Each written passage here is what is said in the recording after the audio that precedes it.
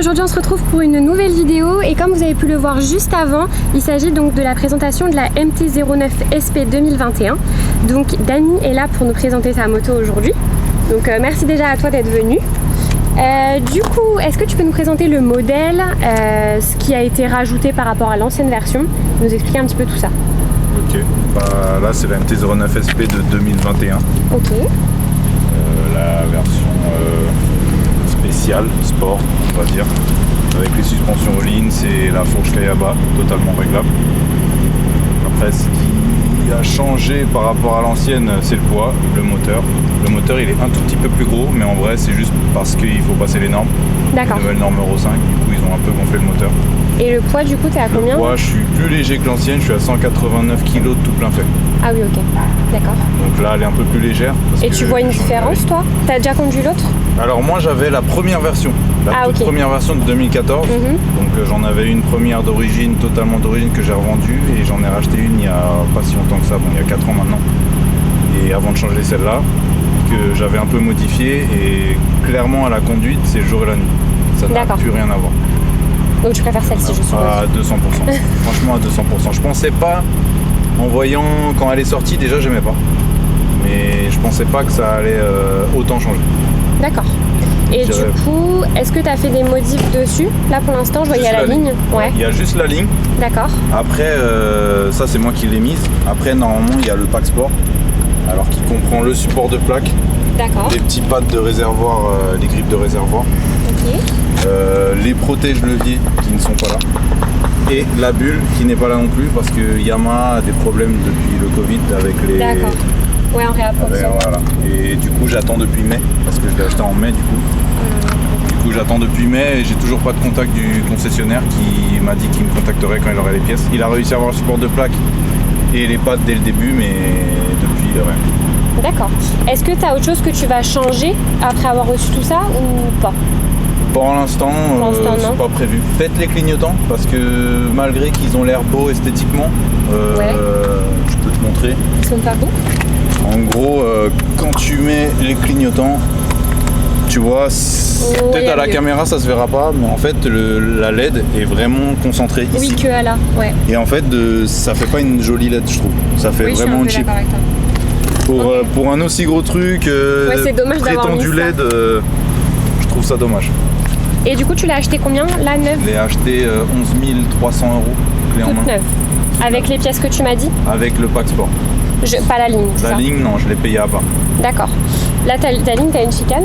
Non, là, elle est pas mise, mais je peux vous la montrer, hein, elle est vraiment petite. Ça, c'est la ligne non homologuée, je préfère le dire. Oui, bah oui. C'est la ligne non homologuée, mais j'ai toujours roulé avec ça. Tu peux nous faire écouter, voir ce que ça donne? Ouais. Juste enlever le clignotant.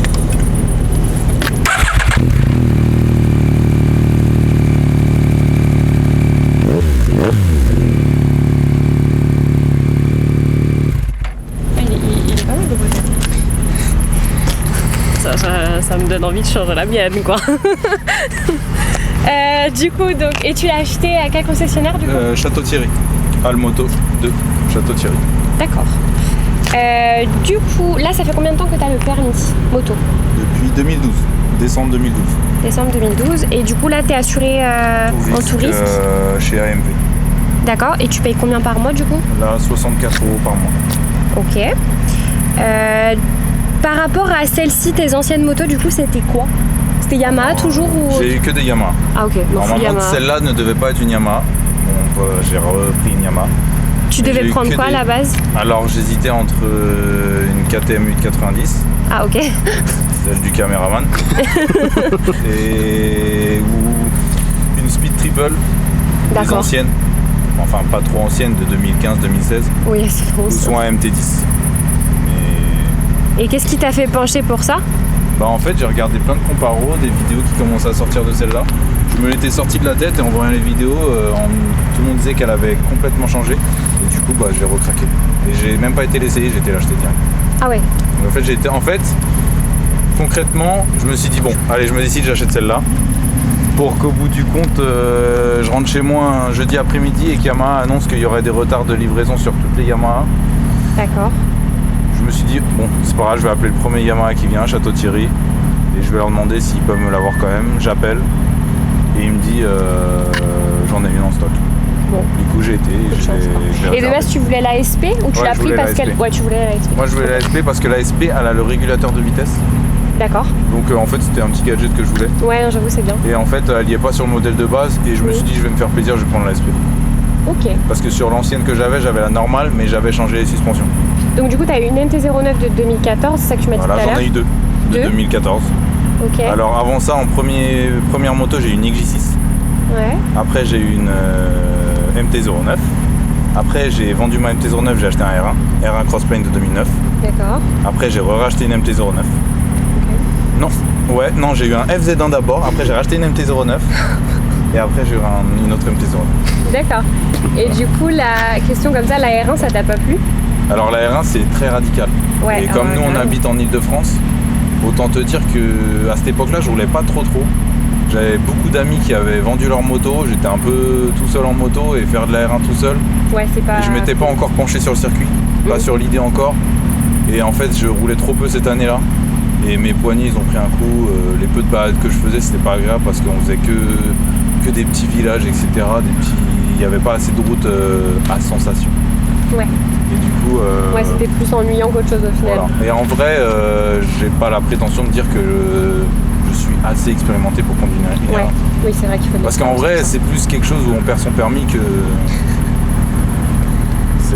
En vrai, c'est ça. Du coup, je pense qu'on a fait le tour. Est-ce que tu as autre chose à nous dire sur cette moto? Donc du coup, oui, pour vous expliquer rapidement, il va y avoir une vidéo avec un comparatif de celle-ci et de la mienne, donc la mienne qui est une 2018 et la sienne qui est une 2021, pour vous expliquer un petit peu les différences et un essai pour qu'on puisse chacun vous dire le ressenti de l'autre moto. Donc voilà, donc je t'ai coupé, pardon. Du coup, est-ce que tu avais autre chose à nous dire ou pas? Pas spécialement. Pas spécialement. Sur le coup, non. Ok, bon bah je vous remercie d'être venu sur la... Enfin, je te remercie d'être venu sur la chaîne. J'espère que la vidéo vous aura plu. N'oubliez pas de vous abonner à la chaîne, de lâcher un petit pouce bleu si ça vous a plu et de commenter. Si vous avez des questions, n'hésitez pas à les poser en commentaire ou sur mon Instagram qui s'affiche juste en dessous. Je vous souhaite à tous une très bonne journée. Je vous dis à la prochaine. Ciao, ciao.